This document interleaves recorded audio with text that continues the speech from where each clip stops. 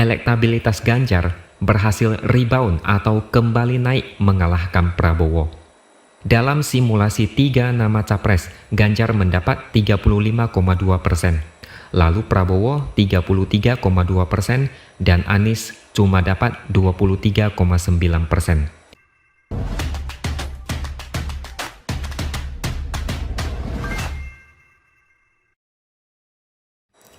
Halo, bertemu lagi dengan saya X Hardy di Opini Siword. Pertarungan di Pilpres kali ini sejatinya hanya berfokus pada 2 orang saja, yaitu Ganjar dan Prabowo. Anies itu cuma penggembira, hanya untuk memeriahkan pesta demokrasi. Dalam kondisi bagaimanapun, peluang Anies menang Pilpres hampir tertutup rapat. Mau dipasangkan dengan cawapres manapun, Anies tidak akan bisa bersaing dengan Ganjar dan Prabowo. Skenario ini mirip dengan AHY yang dulu ikut Pilgub DKI. Hanya saja nasib Anies akan seperti AHY di Pilpres nanti. Jauh sebelum itu, Prabowo sudah menunjukkan tanda-tanda akan kembalinya pres. Ini terlihat dari Prabowo yang mau menjadi menteri.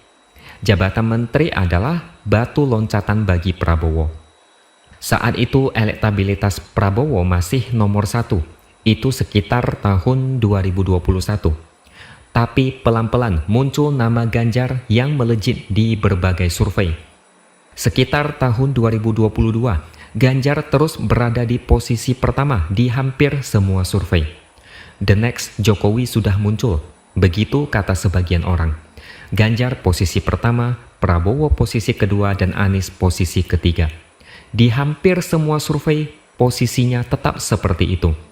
Tapi Prabowo tampaknya banyak belajar dari hasil survei, karena di tahun 2023 ini, mendadak nama Prabowo melejit di banyak survei mengalahkan Ganjar. Kenapa?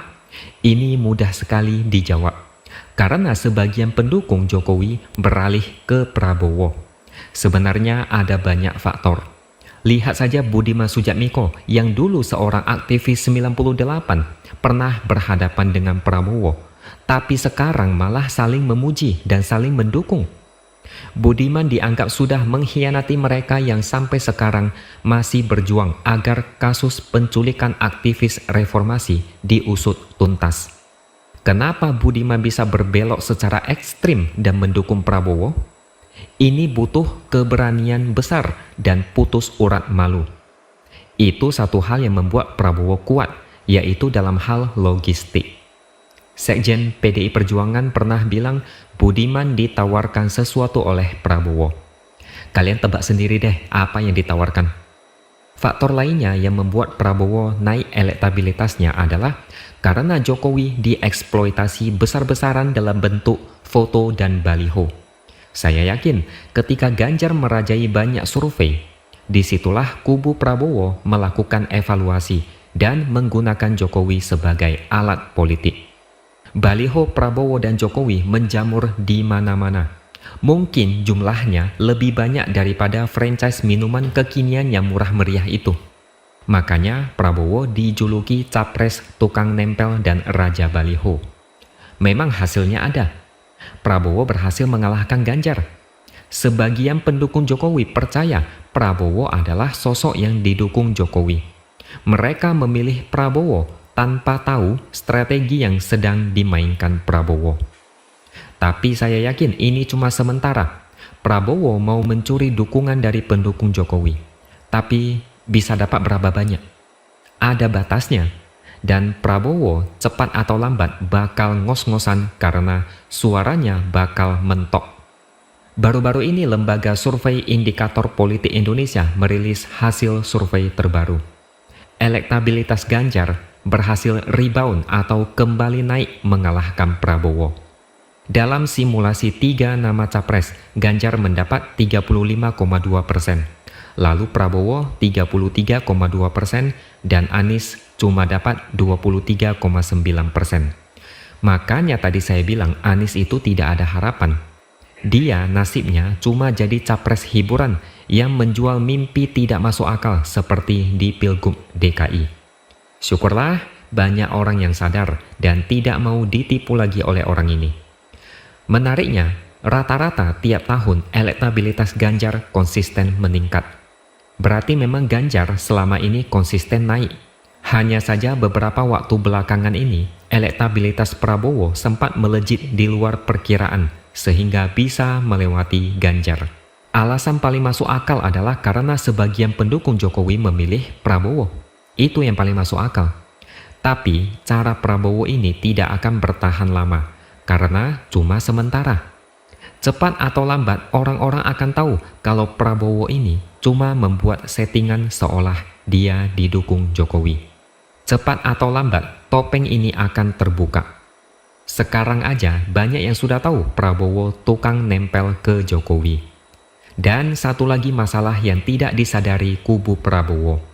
Pendukung dari kelompok sebelah yang mendukung Prabowo di Pilpres 2019 pasti akan kembali mendukung Prabowo di Pilpres 2024. Tidak mungkin mereka mendukung Ganjar.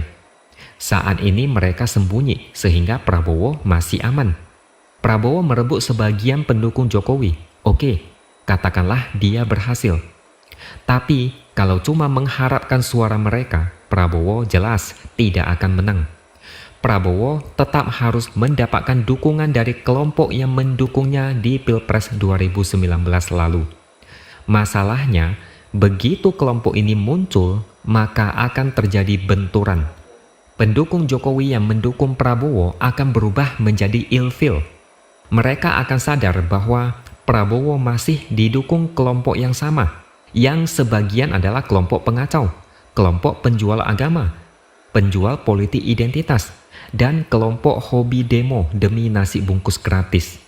Mereka pada akhirnya akan menjauh dari Prabowo dan kembali mendukung Ganjar. Prabowo tidak paham bencana yang sedang menunggu di depan. Dia pikir dengan membuat baliho banyak-banyak dan besar-besar bersama foto Jokowi, dia bisa meraih simpati rakyat. Dia pikir dengan merajai banyak survei, dia bisa menjadi presiden.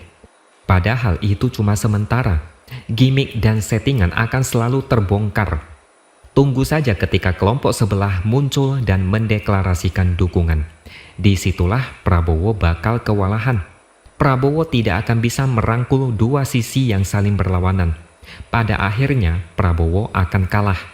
Suara Ganjar yang terus naik menandakan suara Prabowo mulai mentok.